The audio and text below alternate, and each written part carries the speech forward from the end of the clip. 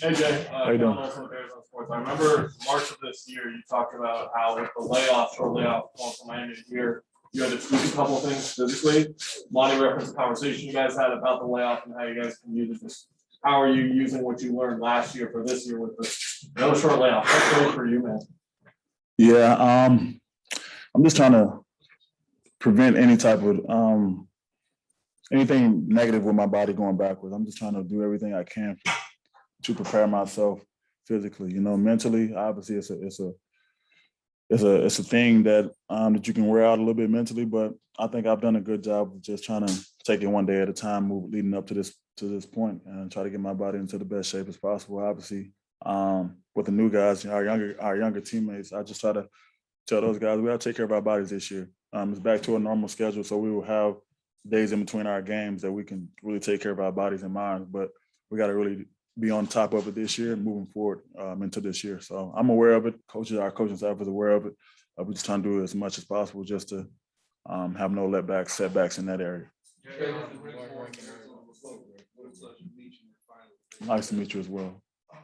Can you tell me about your off-season stuff? Like, is it a lot of skill work, drill work, plyos, lifting? What is your balance to get yourself ready? Well, this is different. I usually would do a lot of different things. I would try to add a lot of stuff to my game, but the condensed off season this year is just like maintaining everything, sharpening up everything is a thing of what me and my trainers approach. Just trying to sharpen up everything that we have built up until this point in my career. I'm just trying to stay afloat and try to build off that. But I think usually in a normal setting, you would try to add stuff. Obviously, you're trying to be a better player each and every year, trying to come back different and better. But this is much different. It's a condensed situation. So I'm just trying to sharpen up everything, try to be the best player I can be. So Monty earlier said that there was like an emotional tiredness, besides the physical tiredness, but you did say that you hit bottom 2 times. So what was that bottom that he was talking about? He said I hit the bottom 2 times. Yeah, I had a conversation with you about it. Yeah, mentally, just coming from the finals that previous year, coming into this situation, mentally I got fried. At some point I just got to a point where it's like, I need a break. I physically I'm good, but mentally I'm just drained. I just think you have to. It's something you have to go through. I never envision myself being fried mentally. Physically, obviously, I try to take care of myself. It did become a point last year where I did feel tired early in the year. I just felt tired. The back-to-backs was killing me. I felt it physically, and I think I trained and tried to train to get myself to where the second night of a back-to-back is not as grueling as it was early in the year. So. It's too much. I don't know what else to do to prevent that. I try to work on my diet. I try to work on things to help prevent that. I just think it just comes with the grueling season that I've endured the past few years. So, I don't want to get too more in detail. I just had a little moment where mentally, I'm just like, I'm not there, and my teammates understood, and I got back on track, obviously. Jay, got a couple of things. First, when you look at this team, the core is basically back. Corey played in the playoffs, but he wasn't there starting. Mm-hmm. So the core is basically back. With that being said, you made it all the way to the finals last year. Should that be the expectation this year? Should it be, or is it? Both. Yeah, it's going to be. That's just the reality of what we're living in. That's just how the league goes. You make it to where we made it last year. You're obviously expected to make it back with the same team if you got a lot of the same core pieces. But there's a lot of work that has to be done for us. When I'm aware of that. I know what I'm going to be preaching come tomorrow, start of our training camp. It's just what's expected. And I think we can't look too far into it. We got a lot of work to do. We have started tomorrow. We have to put our building blocks and try to get back to where we were and hopefully have a different outcome. But you can't skip any steps when it comes to that type of stuff. You can't.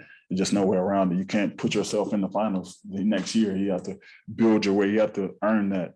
So that's what it's going. That's my message. We got to earn it. We got to earn it again. And hopefully, once we get there, we'll handle it in a different approach. Quick follow. You may be uncomfortable with the answer, but are you fully vaccinated? You really want to answer that? Huh? You really want to ask that? Yes, I am. If you really want to know, I am. Thank you, sir. Yeah. Jay, Paul Richardson, Sports Cape.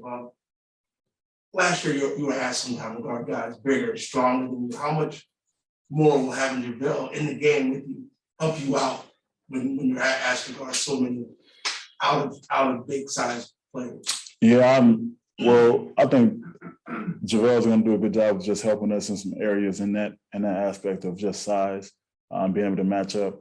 When one of our bigger guys are in foul trouble or an injury may happen, hopefully it doesn't, but you don't know how things unfold. So having JaVale, a veteran in our back pocket, a leader, someone who's been through the fire, a champion, NBA champion, a gold medalist, having that in our locker room and having that on a nightly basis is going to help us. It's going to help us be able to adjust when things are not going our way with our whatever it is, whether it be foul trouble or injury.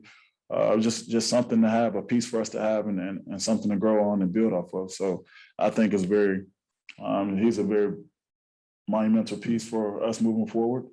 Just having that on our back pocket, having someone DA can learn from as well and continue to get better at each and every day, a professional he can look up to. It's great for him as a young player in our league and for a young player on our team. Going into what DA is going into, it's great to have JaVale behind him. Jay, Nick King from 3TV CBS 5. You're saying you were fried at times during the regular season. What did Coach tell y'all, man? I was just gonna say, what were the emotions like for you this offseason after the finals loss? I was hurt. I was mad. I was upset. I used that loss, another one as motivation, just to wake up 7 a.m. hurting a little bit. I just used that as motivation just to get back, just to try to be a champion. But I talked to my psychiatrist. I'm trying to build my mental capacity just to withstand and hold up better than it did last year. I don't want to have those situations where I'm a week just not feeling it for a week because I feel like my brain is fried. I just want to continue to just take it day in and day out, take it one day at a time, and hopefully not have those moments where I feel fried. But if it does happen, I think the best thing I can do is communicate it with my teammates and my coaches, and from there. Jay Crowder from AZPBS company. I just want to ask on that. You used a lot of words that James Jones, Champ, had spoken earlier about that feeling of losing the finals, but the one specific word he used was burn. It should burn in the memories of the players. Do you feel that is how you feel looking back on it? And as you approach the season, do you think that pain will be burning in your mouth? Oh, 100%. It's there. I don't know how you can play that situation, how you can play a series like that, be up 2-0 and lose 4 in a row and then not hurt, not burn. It's supposed to burn. I think for our younger players, I know it's motivation to them. I hope they're not taking it for granted how far we made it last year, knowing how hard it is to get there. But it should burn. It definitely burn. And that's what I said. I use it as motivation just to wake up and go through those days where you don't feel like you have it physically, but you get it done because you know what you're playing for. But it definitely burns getting to where we went to last year and falling short. Time for a couple more. Thank you. And again, Greg Moore, Arizona Republic. Do you have any outside of basketball experiences that you're willing to share where you went through something really disappointing, had to come back from it, and maybe you were able to apply that non-basketball lesson to this basketball situation? Well, yeah, I lost my mom. That's my first time ever in my life. I didn't care about basketball. So to come out of I was in Cleveland playing with everybody in the media had wrote us off as NBA champions, and then come trade deadline, half the team got traded. So that when I got traded to Utah, just that situation helped me tie my love for the game again. I think I came out of a slump where I didn't care about basketball at the time, but then a new situation, a new environment helped me get back on track. And I think I use that as a stepping stool for anybody who asks me, like, they're going through tough situations, how to get out of it. It's just like find your love for it again and have fun with it. And I felt like when I started to have my love for the game again and start having fun with the game, I got back on track of being Jae Crowder, who I know, who the world knows. Jay, what was your reaction when you saw Chris officially resign? Oh, I knew it was gonna happen. I mean, you begged me to come here. You give me. Yeah. Yeah. Monty talked about how he went to his property in Texas and worked on the yard and did a lot of outdoor, things to take his mind off of the season. What kind of ways did you decompress, or what do you do to take your mind and get your mental right? Yeah, I have a house in Florida I was at. I like to go on the water. I like the boat. I like to sit on the water, and I fish a little bit. I fished a lot this summer. But I did a lot of just laying on the boat too, and jumping off the boat and trying to just soak my body into some warm water. So I did a lot of just relaxing and trying to knowing that training camp is right around the corner. As soon as the season ended, I was really thinking about training camp because I knew the approach of it was coming very fast. So I have a balance of just taking time off, but steady, trying to get my body and mind prepared for another season that's approaching pretty fast. So it was I was unfamiliar territory this offseason with the short turnaround. So I was trying to balance it all out. But I think I did a good job of just trying to be around my family and try to decompress a little bit and be a father. I try to do that as much as possible and get ready for this season.